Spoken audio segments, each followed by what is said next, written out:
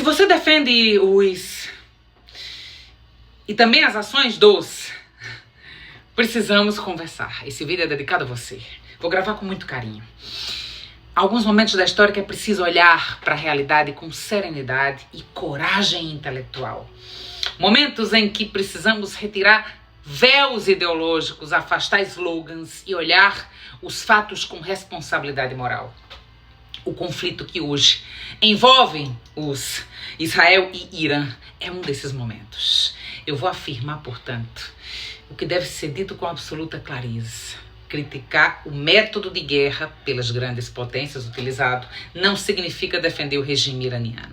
A República Islâmica do Irã é um regime teocrático autoritário estabelecido após 79, que concentrou o poder político nas mãos de autoridades religiosas e militares, um regime que restringe liberdades civis, controla eleições, reprime dissidências e pune com severidade qualquer um que ouse desafiar a estrutura. Todos nós sabemos disso. Só que isso não representa todo o povo iraniano, nem pode ser romantizado como uma alternativa civilizatória. E é por isso que sabemos que um regime autoritário existe, que não temos que ser capazes de reconhecer quando o mundo se afasta das normas que deveriam impedir que a força substitua o direito.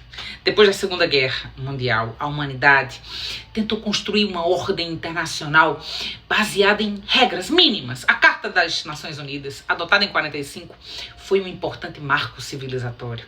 O seu princípio central era simples: nenhum Estado pode usar a força contra outro Estado, salvo em circunstâncias extremamente limitadas de autodefesa ou mediante autorização do Conselho de Segurança.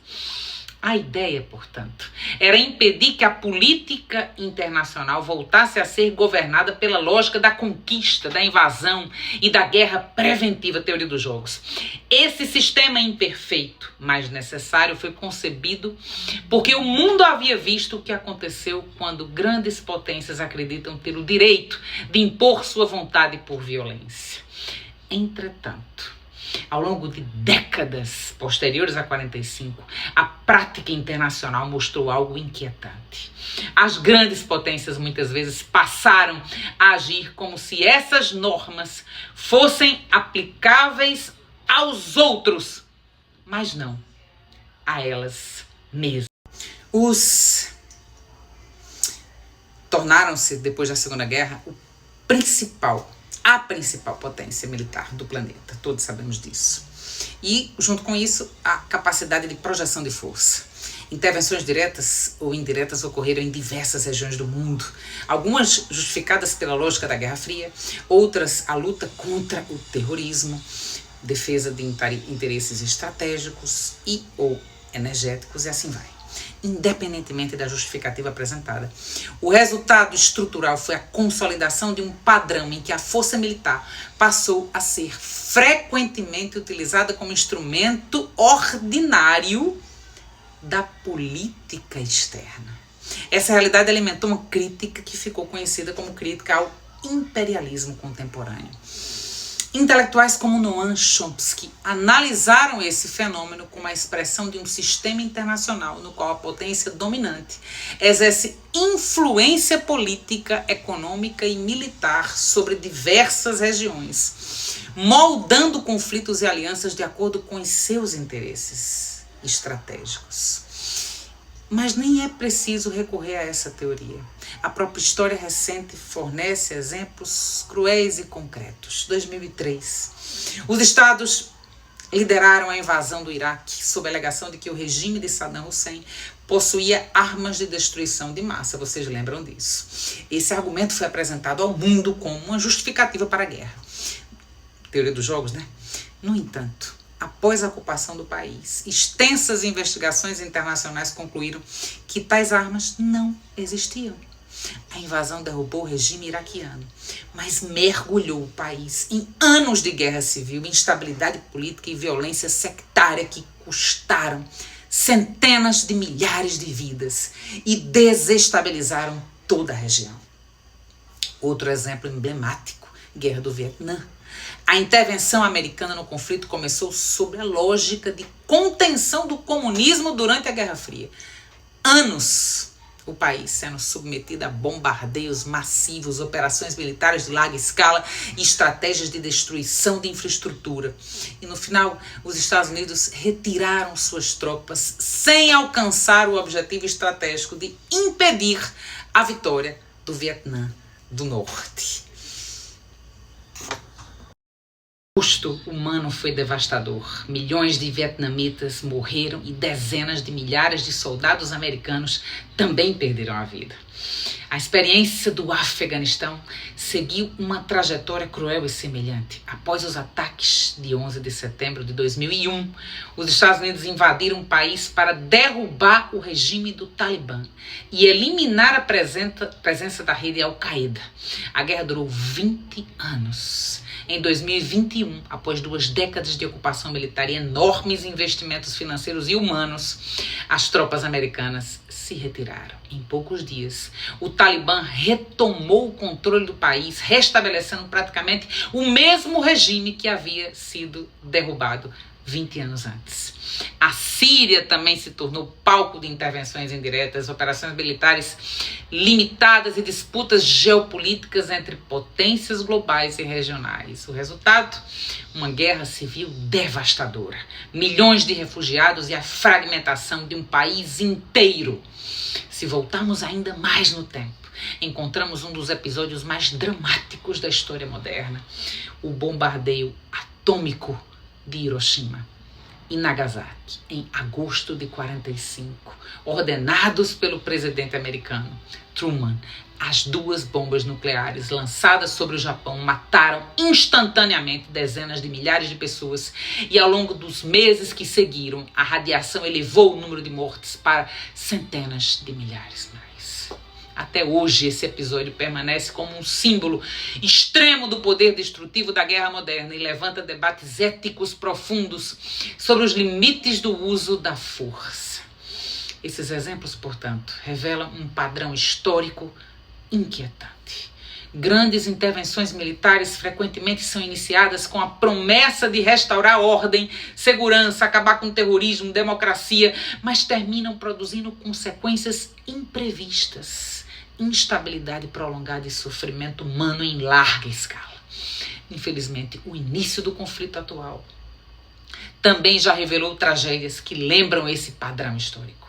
Logo no primeiro dia da guerra, 28 de fevereiro, um ataque atingiu uma escola de meninas no Irã. Centenas de estudantes estavam no local e morreram, mais de 160. Independente de justificativas militares apresentadas, esse episódio tornou-se símbolo imediato de uma maldade e realidade cruel. Quando guerras começam, são frequentemente os mais vulneráveis, crianças, civis e pessoas comuns que pagam o preço mais alto. A questão de Israel também deve ser compreendido dentro do mesmo quadro histórico. Em 47, as Nações Unidas aprovaram um plano de partilha da Palestina propondo a criação de 2 estados. Em 48, nasce Israel e imediatamente eclode uma guerra regional. Para os palestinos, aquele momento ficou marcado por um trauma histórico conhecido como Nakba, palavra árabe que significa catástrofe. Centenas de milhares de palestinos expulsos ou fugiram de suas casas durante a guerra e se tornaram refugiados. Muitas comunidades desapareceram e um problema humanitário que deveria ser temporário transformou-se numa das crises mais duradouras da história contemporânea, de sofrimento. Nas décadas seguintes, especialmente após a guerra de 67, Israel passou a controlar territórios palestinos na Cisjordânia e Gaza. A comunidade internacional estabeleceu um princípio fundamental: a inadmissibilidade da aquisição de território pela guerra. Mesmo assim, a expansão de assentamentos e a continuidade da ocupação tornaram-se uma das questões mais controversas da política internacional. Gaza, em particular, tornou-se um símbolo dramático desse conflito prolongado. Milhões de pessoas vivem ali, sob bloqueios, ciclos repetidos de guerra, destruição de infraestrutura e sofrimento humanitário profundo. Cada nova escalada militar produz novas mortes, novos deslocamentos e novas gerações marcadas pelo trauma da violência. E é precisamente nesses contextos de ocupação, humilhação e violência extrema e prolongada que surgem movimentos armados radicais. O Hamas, por exemplo, surgiu em 87 durante a primeira intifada, como uma organização à época islamita que combinava assistência com identidade religiosa e resistência armada contra Israel. O Hezbollah no Líbano nasceu em 80, em meio à invasão israelense daquele país e o caos da guerra civil libanesa, recebendo apoio iraniano e se apresentando como um movimento de resistência contra a ocupação. Inicialmente era assim. Esses grupos são frequentemente descritos como organizações terroristas por diversos países e têm histórico de ataques contra civis. Quando surgiram, portanto, eles não eram esses vilões que se tornaram. E eu sempre me pergunto quando vejo uma pessoa cruel e monstruosa demais. E a pergunta que eu me faço é: o que aconteceu com essa pessoa para que ela se tornasse assim? E com isso eu não estou buscando justificar a violência desta pessoa ou a crueldade. Eu estou querendo entender o cenário para tentar contribuir com a compreensão daquilo que se coloca diante de mim. Porque, veja, compreender a origem histórica não significa justificar ações, reitero. É reconhecer um mecanismo trágico que se repete ao longo da vida. Violência prolongada gera radicalização. Humilhação coletiva gera movimentos extremistas. Ódio acumulado cria monstros. Quando populações inteiras vivem sob bloqueio, ocupação ou guerra permanente, o espaço político para soluções moderadas tende a desaparecer. E nesse vazio surgem organizações que prometem resistência absoluta, muitas vezes através da própria lógica da violência. E assim o ciclo se perpetua. A guerra envolvendo Israel e Irã representa hoje uma escalada extremamente perigosa dentro desse cenário já inflamado. Ataques militares, assassinatos seletivos de lideranças, bombardeios de infraestrutura e operações de alta intensidade bélica têm sido apresentadas como instrumentos de neutralização de ameaças estratégicas. No entanto, a experiência histórica mostra algo diferente e perturbador. Bombardear raramente resolve conflito político complexo. Quando ataques atingem escolas, hospitais, áreas civis, ainda que por erro de inteligência ou falha de avaliação, o resultado não é apenas destruição das vidas material, é trauma coletivo, indignação internacional e um ciclo de ressentimento que pode atravessar milhares de gerações. Esse é o ponto moral mais sensível de todo esse debate. Nenhuma estratégia geopolítica pode justificar a normalização da morte de civis. Nenhuma causa política autoriza tratar populações inteiras como dano colateral inevitável. Além disso, há um paradoxo estratégico que precisa ser compreendido. A ideia de que bombardeios podem provocar mudança de regime é frequentemente repetida e raramente confirmada pela história. Leiam. Em muitos casos, o efeito real é o oposto. A agressão externa fortalece as facções mais radicais dentro do próprio regime atacado. Em vez de abrir espaço para reformas internas, a guerra tende a gerar fechamento político, nacionalismo defensivo e legitimação da repressão em nome da segurança nacional. Significa que um regime autoritário pode acabar saindo politicamente fortalecido de um conflito que deveria enfraquecê-lo. Quando líderes são mortos, quando cidades são atingidas e quando populações civis sofrem perdas devastadoras, a narrativa dominante dentro do país atacado passa a ser a de resistência e vingança. O resultado é previsível: mais ódio, mais radicalização e mais violência futura.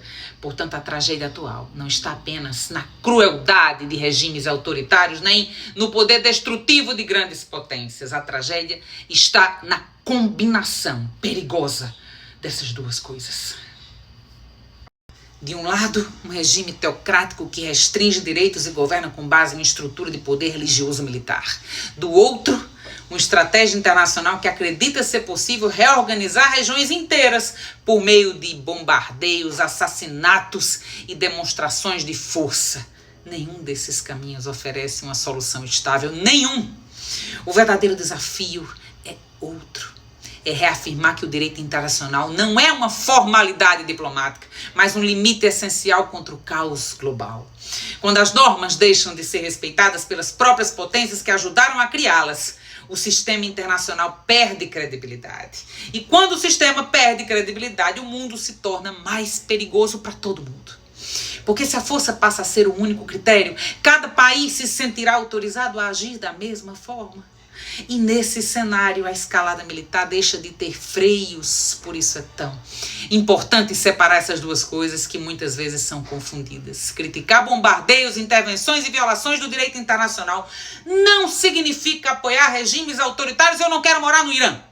Significa defender um princípio universal, o de que a proteção da vida humana e o respeito às normas internacionais devem valer para todos os países, grandes ou pequenos.